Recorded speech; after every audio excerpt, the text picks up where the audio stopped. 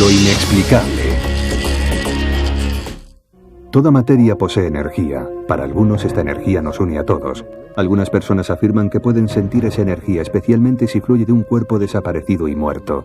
Estas personas se llaman a sí mismas detectives psíquicos. ¿Se trata de un fraude o realmente ayudan a la policía a explicar lo inexplicable? Detectives psíquicos. Estamos en Alton, Illinois. Mary Causset vivía en una casa en la otra orilla del río de San Luis.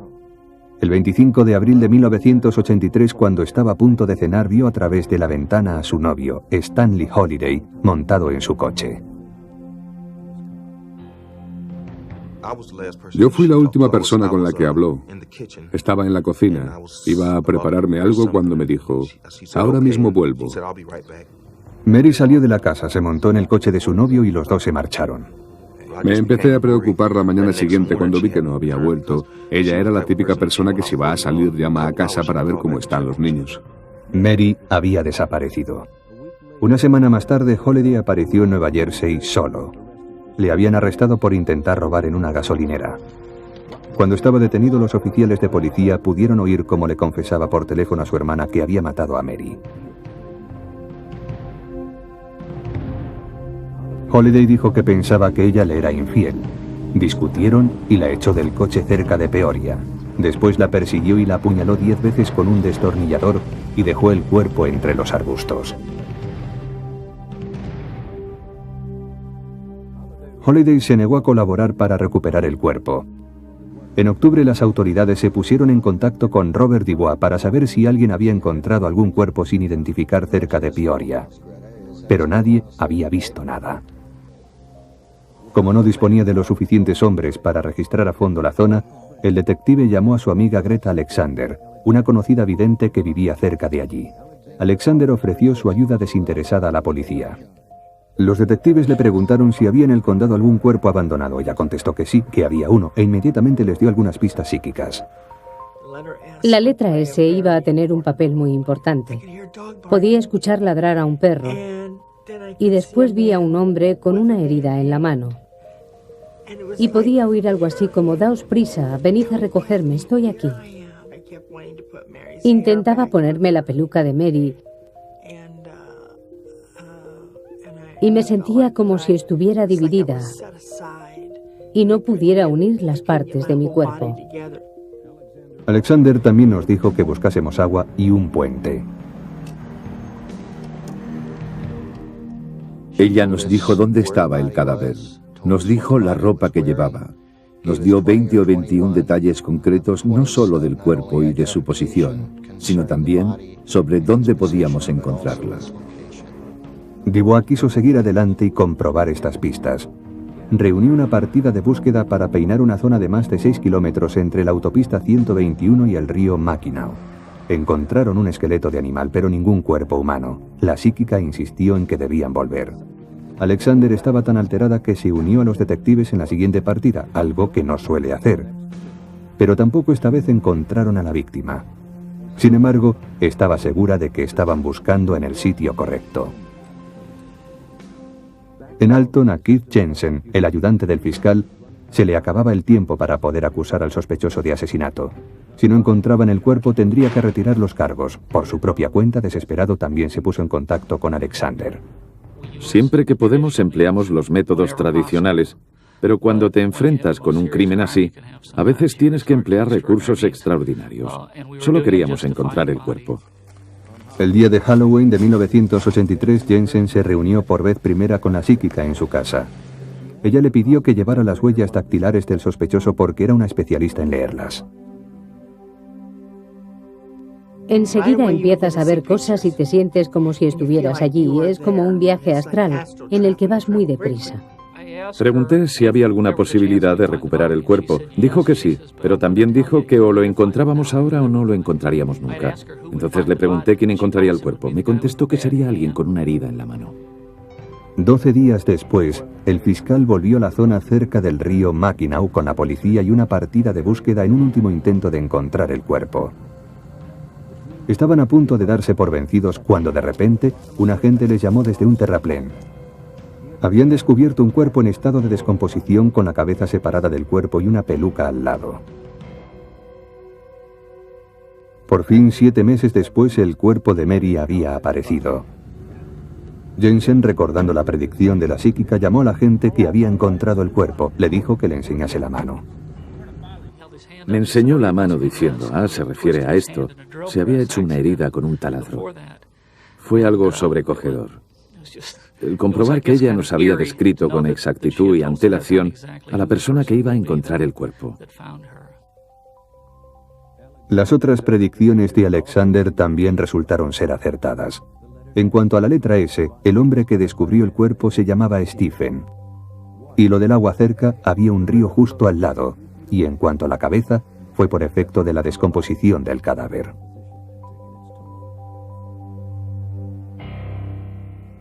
¿Le habló el espíritu de Mary Causet a Greta Alexander? ¿Sintió Alexander la energía del horrible asesinato de Mary? ¿Pueden los psíquicos entrar en el reino de lo inexplicable? Marcello Trucci, sociólogo y escritor, no tiene respuestas definitivas, pero está muy interesado en las predicciones de los psíquicos y en sus posibilidades. En las investigaciones de crímenes, lo más importante es ir a lo práctico. Esta fuente de información me ayuda a avanzar o a resolver el caso. Pues de la misma forma creo que es razonable pensar, no que Alexander tenga que ser una psíquica, sino que ha ocurrido algo especial y extraordinario. Los escépticos no opinan lo mismo. A los métodos que emplean los psíquicos los llaman la técnica shotgun, es decir, se limitan a dar unas cuantas pistas muy generales. Hablan de heridas, números, colores o puntos de referencia, de modo que parece que están siendo muy específicos, pero es la gente la que hace que todo eso encaje. Todas esas predicciones fueron tan vagas que en realidad no querían decir nada. Ward Lucas, un periodista de investigación de Denver, ha escrito mucho desacreditando las aptitudes de los psíquicos. Después de hablar con uno de los detectives involucrados en este caso, Ward le dedicó un capítulo de su libro Sabuesos psíquicos. En él afirma que aunque las predicciones de Alexander parecían precisas, en realidad no lo eran. Es como eso de que la inicial letra S tenía una relación muy importante con el caso. Lucas dice que esa S podría significar cualquier cosa. Sol, Sur, Stanley, el nombre del asesino. También llama la atención sobre el hecho de que el asesino le había dicho a la policía dónde había dejado el cuerpo, en una carretera junto a un río. Ella dijo, puedo ver un puente cerca, pero ella sabe perfectamente que es un río con muchos puentes. Sabe además que el cuerpo estaba junto al río porque el sospechoso se lo había dicho a la policía. Es evidente que tiene que haber un puente cerca. En cuanto a la cabeza separada del tronco, Lucas afirma que Alexander sabía que la víctima llevaba meses desaparecida. Su cuerpo estaba expuesto a la acción de los elementos y era normal que estuviera en estado de descomposición. La conclusión del periodista es que las predicciones de la psíquica no sirvieron para nada.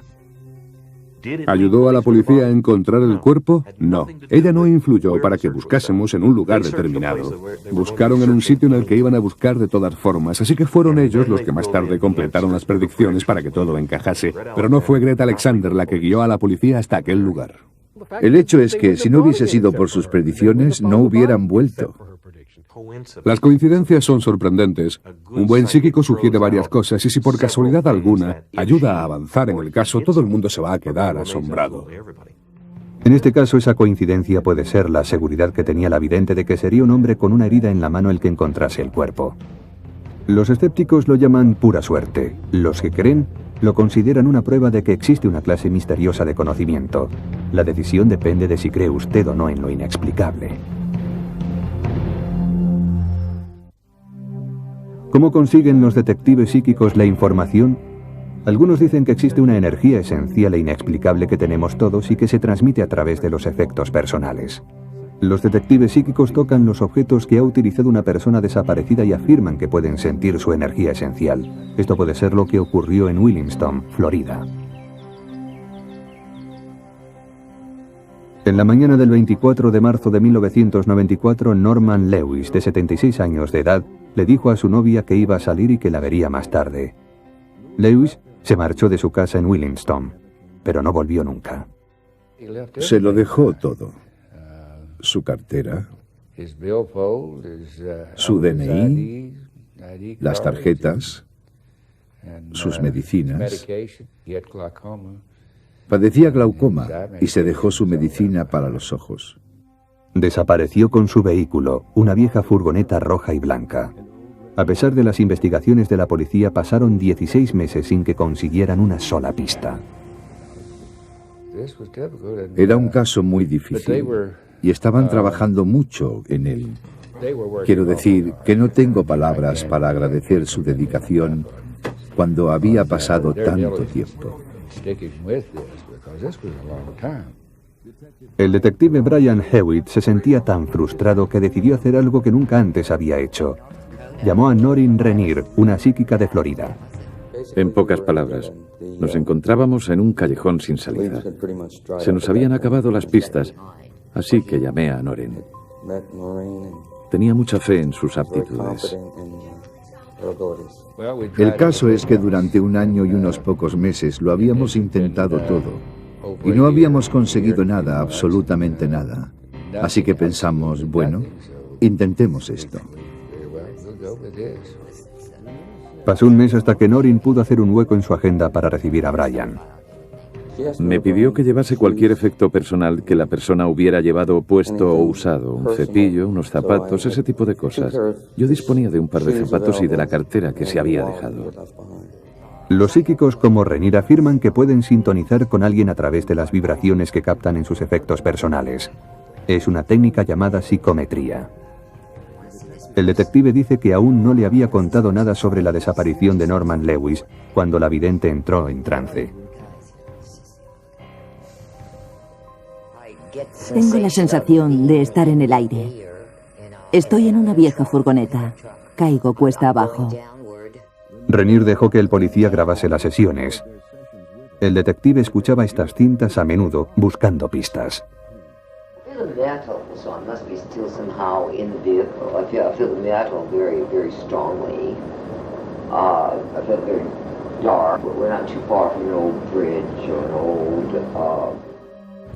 A veces ella era Norman, otras veces era Noreen y otras era la furgoneta. La parte que recuerdo con más claridad y que se me ha quedado grabada es que estoy en el aire, dentro de una furgoneta, y que estoy cayendo. Se veía a sí misma cayendo desde una especie de precipicio. Nos dijo que la persona que buscábamos todavía estaba dentro de la furgoneta. Se sentía encerrada o rodeada de metal. Y nos dijo que no podíamos ver la furgoneta debido a la vegetación. La policía pensó que la psíquica había dado con algo. Ella también les dio otras pistas. Les dijo que prestaran mucha atención a los números 1, 2, 3, 4 y 5, que buscaran ladrillos rojos, un puente y las vías del tren. Incluso señaló una zona en un mapa y les dijo que encontrarían a Lewis en algún lugar dentro de esa zona. El detective intentó descifrar las pistas que le había dado. Recorrió incansable a pie más de 80 kilómetros por la zona que ella había señalado. Le picaron insectos y serpientes. Era una zona llena de antiguas canteras cubiertas de agua y de simas. Por fin, después de 2 meses, encontró ladrillos rojos junto a una cantera. Al final llegó a un lugar en el que se encontró con al menos una de las pistas. Estábamos bastante desanimados porque habían pasado ya varias semanas. Entonces, en aquel lugar y oculta por arbustos, el detective encontró una vieja estructura que parecía un pequeño puente. Estaba convencido de que había encontrado el lugar acertado.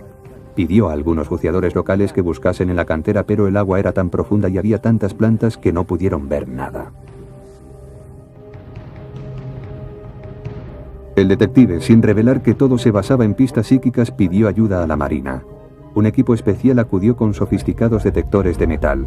Tras casi 2 días de búsqueda, empezaron a recibir unas señales muy fuertes. Se dieron cuenta de que había algo muy grande atrapado entre las plantas. Al día siguiente, casi 2 años y medio después de su desaparición, una grúa sacó el cuerpo de Norman Lewis y su vieja furgoneta. Estaban a 7 metros de profundidad de un agua turbia. El forense determinó que la muerte había sido por accidente y el caso fue cerrado. Todas las predicciones de Noreen habían sido correctas.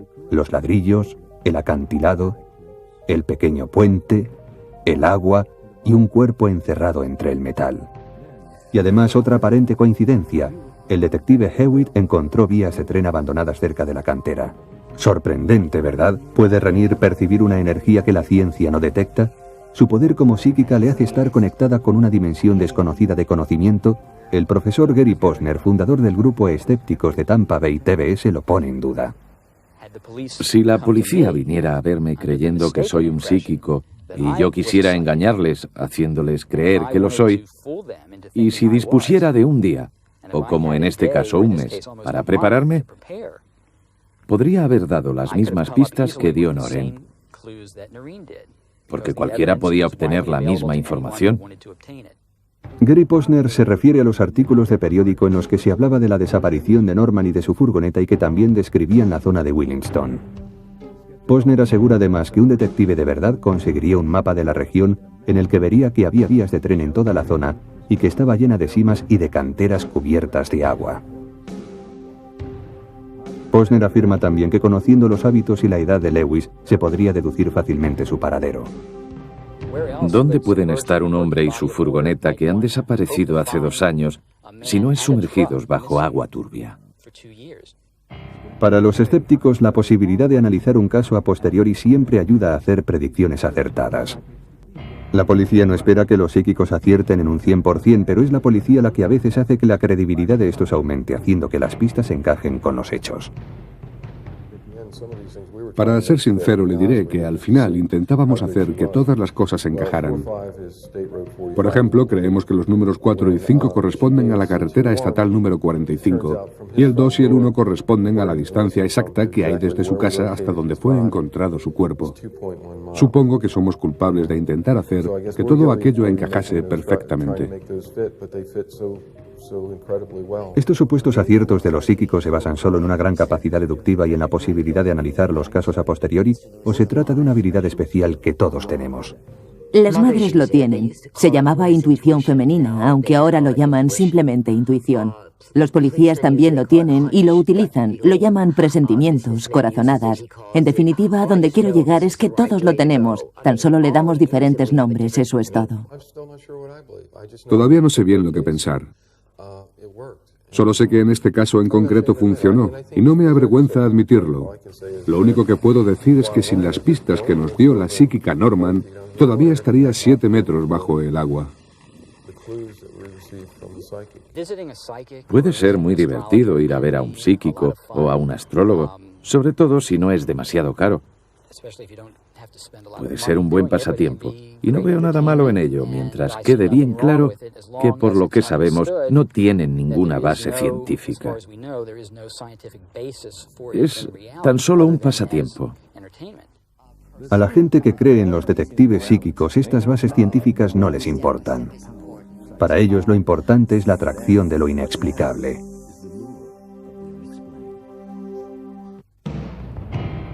¿Poseemos todos aptitudes psíquicas? ¿Podría cualquiera entrar en esa otra dimensión, aunque solo fuera un instante, y no volver a entrar nunca más? Sería algo así como un encuentro con lo inexplicable único en la vida.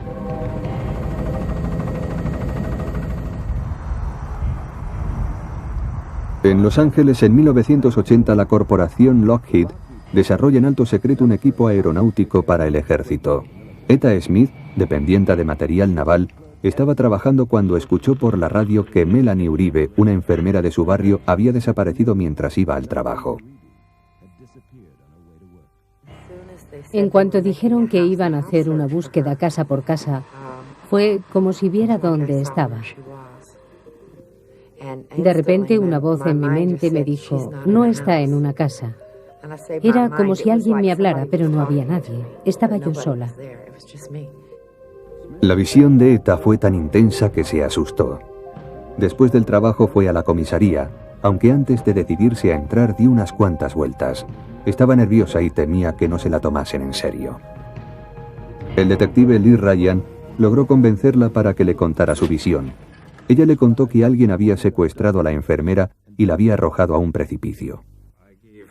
Le hice caso porque sabía algo que no había aparecido ni en los periódicos ni en la radio. Tenía tanta información que éramos conscientes de que sabía algo muy importante para el caso, aunque no sabíamos exactamente el qué. La policía sospechaba que la desaparición de la enfermera se trataba de un crimen. Ya habían encontrado su furgoneta incendiada, pero aún no sabían dónde estaba ella. El detective llevó a Smith ante un mapa y le preguntó si podía señalar exactamente dónde buscar. Cuando mencioné el Lopez Canyon, algo se despertó en ella y señaló sobre el mapa. En ese momento le tomé una fotografía.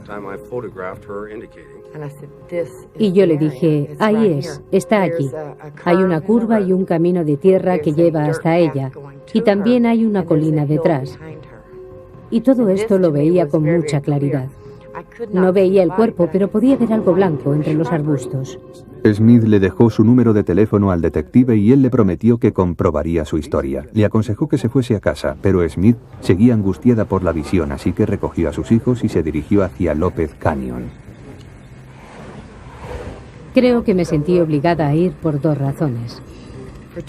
La primera, porque deseaba desesperadamente estar equivocada. La segunda, porque no estaba segura de que fueran a ir a buscarla. Cuando llegamos y salimos del coche, empecé a sentir una sensación de urgencia. Estaba casi temblando. Era una sensación muy rara. Podía sentir algo malo. Y entonces dije, sé que está aquí. Puedo sentirlo. En medio del sobrecogedor silencio del cañón le dio un ataque de pánico. Tenía que salir de allí enseguida. Fue entonces cuando observó que en la cuneta había huellas de ruedas. Cuando me agaché y puse la mano sobre las huellas por donde habían pasado las ruedas, el nerviosismo y la impresión se multiplicaron. Era como un termómetro a punto de estallar. Sentí que ella había pasado por allí. Smith se montó en el coche y se alejó de allí a toda velocidad. Entonces, de repente, su hija gritó. Mamá, mamá, espera, para, me dijo. He visto algo ahí detrás. Cuando vi aquellos zuecos blancos me dije, Dios mío, es ella, es ella. Lo único que quería era salir corriendo. Smith vio a un policía que se dirigía hacia ella y le hizo una señal con la mano para que se parase. Le contó exaltada lo que había visto y dónde podía encontrar el cuerpo. Él le dijo que se fuera a casa y que ya no había nada que pudiera hacer. Esa misma noche, un poco más tarde, 2 detectives llamaron a su puerta y le pidieron que fuera a la comisaría para ser interrogada. Lo que había empezado como una visión se estaba volviendo una pesadilla. Smith accedió a someterse a la prueba del detector de mentiras. La interrogaron hasta las 5 de la mañana, la encarcelaron y al final la acusaron de asesinato. Me desnudaron para registrarme. Me registraron por todo el cuerpo. Me pusieron en una celda repugnante. Fue algo inhumano. Smith pasó 3 días entre rejas, pero seguía declarándose inocente hasta que la policía descubrió la identidad de los verdaderos asesinos, y ella no tenía ninguna relación con los 3 hombres que habían confesado cometer el asesinato. Pocos meses después, Smith presentó una demanda contra el Departamento de Policía de Los Ángeles por detención ilegal. Finalmente, el juez dictaminó que la policía se había equivocado al arrestar a Smith y un jurado le concedió una indemnización de $26.000, mucho menos de los $75.000 que ella pedía. Etta Smith ni se consideraba antes ni se considera ahora una vidente. Nunca más ha vuelto a tener una visión ni sobre una persona desaparecida ni sobre cualquier otra cosa. Su experiencia es lo que los creyentes en lo paranormal consideran una prueba definitiva de que algunas personas poseen el poder de la intuición más allá de lo que la ciencia puede explicar. Durante más de 30 años, el profesor William Roll ha estudiado los fenómenos paranormales. Como escritor y director de la Fundación para la Investigación de los Fenómenos Psíquicos de Atlanta, considera que experiencias como la de Smith son extraordinarias y relacionadas con las aptitudes que según él tenemos muchos de nosotros. Las personas que poseen un sentido psíquico tienen la capacidad de entrar en algo que está más allá de lo que podemos ver u oír. Y está dentro de nuestras mentes y del cerebro. No hay nada misterioso en ello. Forma parte de nosotros como seres humanos. Para Roll puede tener mucho valor una visión como la que tuvo Smith, pero la policía es más escéptica. Un agente de incógnito entró en la celda de Etta para averiguar cómo podía saber tanto del asesinato y por qué había ido hasta allí. En su informe, el agente decía que Smith tenía un motivo para contarle su visión a la policía: el dinero. El abogado Michael Fox representó en 1987 a la ciudad de Los Ángeles en el juicio. Todo se basaba en la hipótesis de que ella había obtenido la información en la calle y la había utilizado para inventar su visión. Smith afirmó que toda la información estaba dentro de su mente. En el juicio, el abogado defensor intentó demostrar por qué la policía no la creía. El departamento se basaba en que ella falló en la prueba del detector de mentiras. Algunas de sus respuestas fueron contradictorias. Y además, las cosas que ella sabía, solo podía saberlas el autor del asesinato. La policía no creyó en la inexplicable visión de Smith. Pensaron que se trataba de un rumor más de los que circulaban por el barrio. Sin embargo, el detective Ryan, el primero en hablar con Smith, seguía pensando que ella decía la verdad. Me dijo que nos ayudaría en lo que fuera, aunque le crease problemas y la gente se riera de ella o la criticaran en el trabajo. El abogado defensor de la ciudad aún sostiene que Smith nunca tuvo una visión. Nadie me ha demostrado que fuera verdad. Todo lo que he leído referente a esto sugiere que fueron coincidencias y que la gente saca conclusiones precipitadas. ¿Oyó Smith los rumores que circulaban por el barrio o tuvo realmente una visión? Solo ella sabe la verdad. Nunca ha vuelto a tener otra visión. Hoy han pasado casi 2 décadas y aún no tienen idea de por qué ocurrió. Para ella, esta fugaz incursión en el más allá sigue siendo inexplicable. Los detectives psíquicos entran en un caso normalmente después de que la víctima desaparezca, pero hay un detective psíquico que parece tener unos poderes más inexplicables todavía. Predijo los lugares donde encontrar los cuerpos de 2 niñas antes de que fueran asesinadas. Se trata de uno de los casos de asesinato más famosos en la historia de Canadá.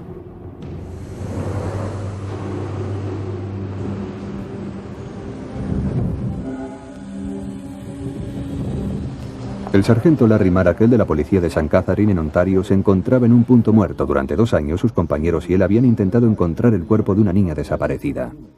Melanie Warner desapareció en marzo de 1991 de su casa cerca de las cataratas del Niágara. Como no tenía nada que perder, la policía acabó acudiendo a un detective psíquico. Esta es Dorothy Allison, una de las psíquicas más famosas de América. Dorothy nos pidió una fotografía de la niña. También nos pidió algún objeto pequeño que le perteneciera. Nos preguntó la fecha y la hora de su nacimiento. Allison utilizó toda esta información para hacer una carta astral. Después llamó por teléfono y describió una escena horrible. Les dije que esta chica estaba enterrada en un bloque de cemento y que solo una pierna sobresalía. Sin embargo, durante la conversación les dije que lo único en lo que podía pensar era en encontrar a otra chica. El sargento Maracle no sabía qué hacer. La única chica que había desaparecido era Melanie Warner. Pasaron 3 meses sin que avanzase en el caso. Entonces Allison accedió a ir a Canadá para ayudarle. Una de las veces que estaban recorriendo en coche los alrededores de un lago cerca del pueblo de Melanie, Allison dijo que estaba experimentando interferencias psíquicas, igual que le había ocurrido durante la primera conversación telefónica. Insistió en que veía a otra chica y en que algo terrible le estaba pasando. Sabía que la habían arrojado al agua allí mismo y que lo primero que verían sería su pierna. Pero todo esto seguía sin tener sentido para el sargento Maracle porque estaba seguro de que nadie más había desaparecido. Fue entonces cuando se enteró de que en comisaría se acababa de recibir un informe sobre una niña de 14 años, Leslie Mahaffey. También había desaparecido. 2 semanas después, un pescador hizo un terrible descubrimiento en un lago cercano. Encontraron un bloque de cemento cerca de la orilla con lo que parecía una pierna saliendo de él, tal y como había dicho la psíquica. Al día siguiente, encontraron otro bloque con el torso. Al final, encontraron 8 bloques y en cada uno distintas partes del cuerpo. Avisaron al sargento Maracle para que fuera allí. Él pensó que se trataba de la chica a la que habían estado buscando desde el principio, Melanie Warner. Pero se quedó pasmado cuando los forenses identificaron el cuerpo como el de la otra chica, Leslie Mahaffey, desaparecida 2 semanas antes. La chica que la psíquica había visto en sus visiones. Las predicciones de Allison no ayudaron al sargento a encontrar a la chica que buscaba, pero el sargento cuenta que Melanie Warner tenía algunos parecidos con la chica que habían encontrado. Las dos medían 1,60 o 1,61 y pesaban unos 60 kilos. El color normal de su pelo era castaño, pero cuando murieron las dos eran rubias. Las dos llevaban pulseras. Tenían una serie de parecidos, que probablemente provocaron ese cruce en la visión de la psíquica. La policía se concentró en encontrar al asesino de Leslie, pero todos los esfuerzos fueron en vano. Pasó casi un año hasta que el sargento se decidió a volver a pedir ayuda a la psíquica. Era abril de 1992. Dorothy Allison les dijo que encontrarían el cuerpo de otra víctima antes de una semana, pero que no sabía quién era el asesino. Y volvía a pasar lo mismo. Nadie había informado de una desaparición, pero una semana después Kristen French fue secuestrada y asesinada. Las pistas que había dado la psíquica eran escalofriantes, muy precisas y, según el sargento Marakel, absolutamente exactas. Nos dijo que había sido estrangulada y que la encontraríamos entre la maleza. Se podría oír un goteo y había un viejo desagüe cerca. De hecho, se podría oír el agua salir de la alcantarilla formando un pequeño arroyo. Y al otro lado, un gran campo cercado por una valla blanca.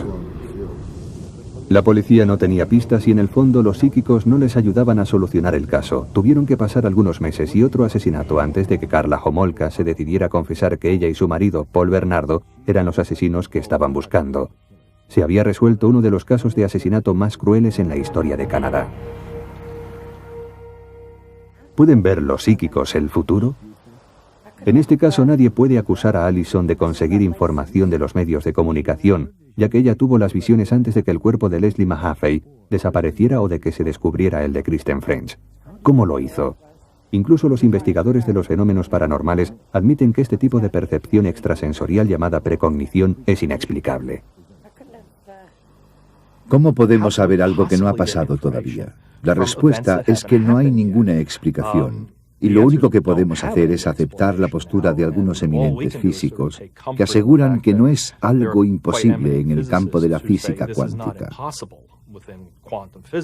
Algunos escépticos, como el periodista de investigación Michael Dennett, aseguran que no hay nada de inexplicable en las predicciones de Allison. Es una cuestión de lo que queremos creer.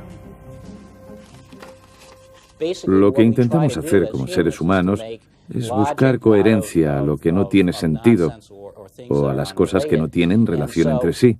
Lo que ella dijo fue, de otro cuerpo, o quizás sea otro cuerpo.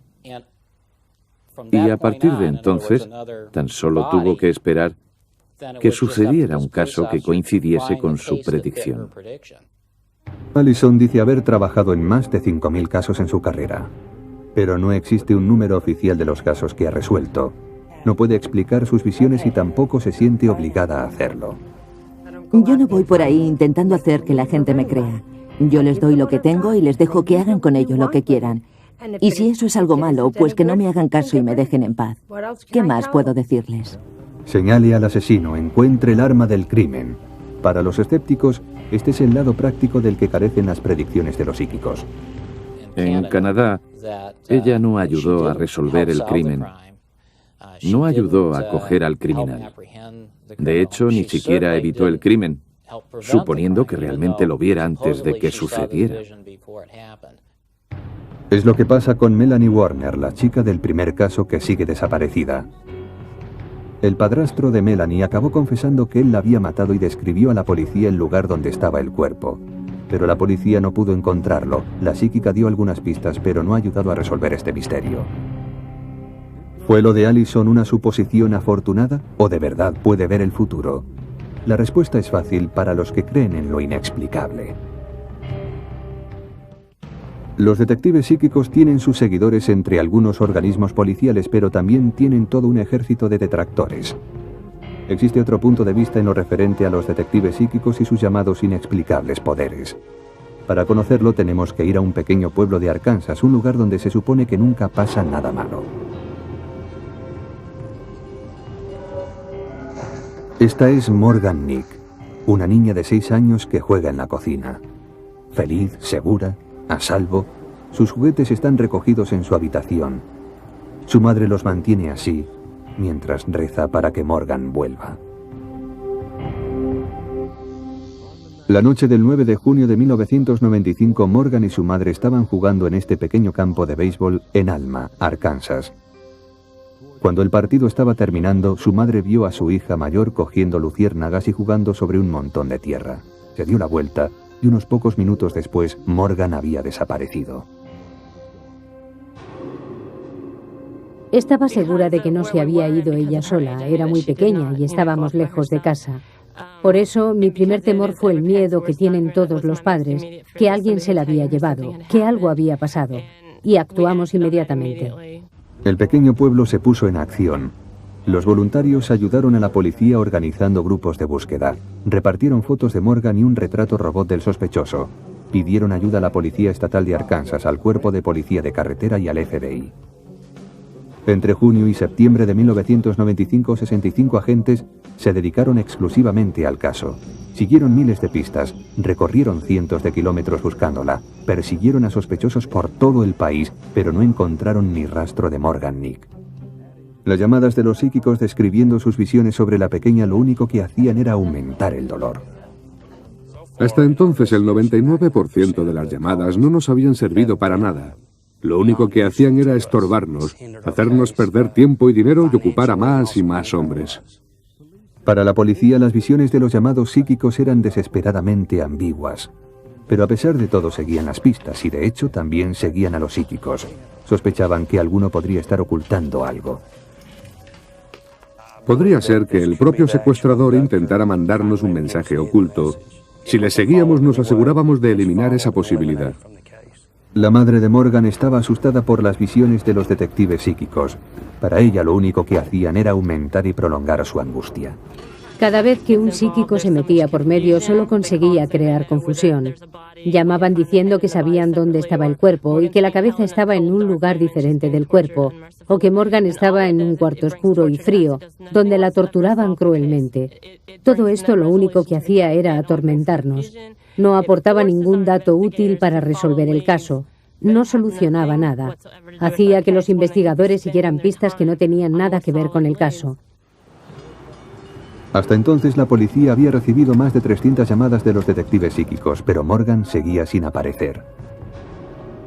La persona que secuestró a Morgan no está sola en el mundo. Hay personas ahí fuera que saben dónde está y que saben lo que le ha ocurrido. Por eso creo que al final aparecerá alguien, pero no creo que sea gracias a la ayuda de los psíquicos. 300 visiones y nada. Es otro punto de vista en el debate sobre la utilidad de los detectives psíquicos. En el caso de Alma, los detectives psíquicos no fueron una ayuda para la policía, y para otros organismos de seguridad del Estado no existen documentos oficiales, y los estudios objetivos sobre la utilidad de los psíquicos son muy difíciles de conseguir. Los organismos de seguridad que consultan con estas personas lo hacen tan solo para asegurarse de que se investigan todas las posibilidades. Si un oficial de policía no puede resolver un caso y con la ayuda de un psíquico fuera capaz de resolverlo, para mí no habría utilizado todos los medios posibles para resolver el crimen.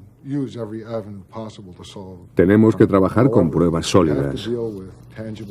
Puede que recibas un montón de soplos, pero si ninguno ayuda a conseguir una prueba sólida, entonces a la policía no le sirve de nada. El exdetective Joe Nichols, que trabaja ahora para la organización de escépticos más grande del mundo, CICOP, el Comité para la Investigación Científica de los Fenómenos Paranormales, afirma que los detectives psíquicos no son útiles y les plantea un reto. Si realmente están seguros de tener poderes científicos, díganos, cuéntenle al ansioso público americano dónde está Jimmy Hoffa. ¿Dónde está el cuchillo con el que asesinaron a Nicole y a Ron? Hasta ahora los psíquicos no han respondido a estos retos. ¿Significa eso que las aptitudes psíquicas no existen? Es una pregunta controvertida que se llevan haciendo los estudiosos de lo paranormal durante más de 100 años. El investigador William Roll, director de la Fundación para la Investigación Psíquica, ha dirigido algunos estudios científicos sobre personas que aseguraban poseer habilidades psíquicas. Durante su investigación ha descubierto que la actividad en el hemisferio derecho del cerebro es mayor en estas personas. Una de las psíquicas cuyas ondas cerebrales fueron analizadas fue Noreen Rennier. Había señales de ondas alfa. Y también había señales de que en el hemisferio derecho del cerebro había más actividad que en el izquierdo, cosa que también ocurre en los estudios y experimentos parapsicológicos. Algunos investigadores también exploran las posibilidades de la precognición, es decir, de ver el futuro. Sugieren que eso es lo que pasó cuando Allison tuvo las visiones de los 2 asesinatos. Los investigadores quieren saber si existe realmente la precognición y, en este caso, cómo se puede emplear de una forma práctica y útil. Están experimentando con la bolsa, comparando las visiones de los psíquicos con los resultados de la bolsa. Los que creen en lo paranormal esperan que este tipo de investigación consiga cambiar la opinión generalizada actual sobre la percepción extrasensorial. Richard Broughton es uno de los líderes mundiales en el estudio científico de la parapsicología. La palabra precognición ya suena un poco terrorífica. ¿Cómo va a ser posible que tengamos información sobre el futuro? Pero de hecho, muchos de mis colegas han estudiado el gran número de experimentos que existen. Se trata de experimentos muy controlados, utilizando ordenadores. Estos experimentos son para mis colegas un intento de hacer que las personas que tienen acceso a la información del futuro puedan utilizar esa información para tomar decisiones en el presente. El médico y escéptico Gary Posner responde que la investigación de los fenómenos paranormales no es científica. Propone que los experimentos se realicen bajo condiciones controladas y por investigadores objetivos. Él y muchos críticos acusan que los resultados de estas pruebas pueden ser reproducidos exactamente.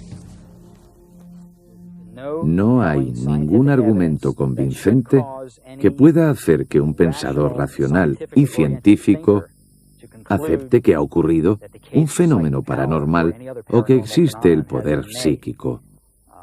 No hay ninguna prueba irrefutable, ningún caso tan claro que pueda convencernos. El sociólogo Marcello Trucci no está de acuerdo con la opinión de estos críticos extremistas.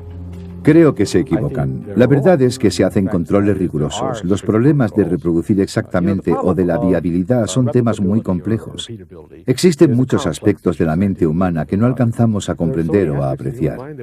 En mi opinión, hay demasiados escépticos que simplemente no se toman este tema en serio. Para Trucci es una postura demasiado fácil y cómoda el rechazar rotundamente la noción de fenómeno psíquico.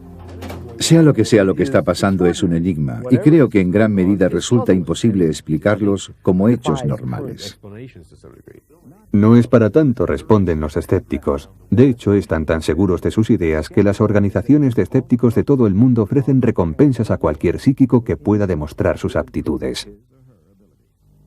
Si quieren ganar dinero, y aparentemente a algunos de ellos les gusta el dinero, si quieren ganar $1 millón fácilmente, hay muchos grupos de escépticos que ofrecen esa cantidad a todo el que quiera someterse a las pruebas y demostrar que tienen poderes psíquicos. Pero le aseguro que ninguno va a aceptarlo, o que si lo hacen, fracasarán en las pruebas. Toda esta historia de los fenómenos psíquicos es algo sórdido y triste. Simplemente no hay pruebas que los demuestren. Los psíquicos han ignorado estas propuestas alegando que su historial es la mejor recompensa. Llevo en esto 18 años. No hubiera sobrevivido tanto si no fuera buena haciéndolo. Mucha gente me dice que si puedo hacer esto, ¿por qué no me toca la lotería? Para mí es más importante encontrar a un niño y devolverle a su casa sano y salvo. Eso es algo que todo el dinero del mundo no puede comprar. La verdad sobre los detectives psíquicos y su utilidad para las fuerzas de la ley son hoy en día desconocidos. A pesar de que se lleva investigando científicamente durante más de un siglo, se sigue cuestionando la existencia de las aptitudes psíquicas, aunque hay detectives que creen en ellas como en un instrumento adicional de investigación.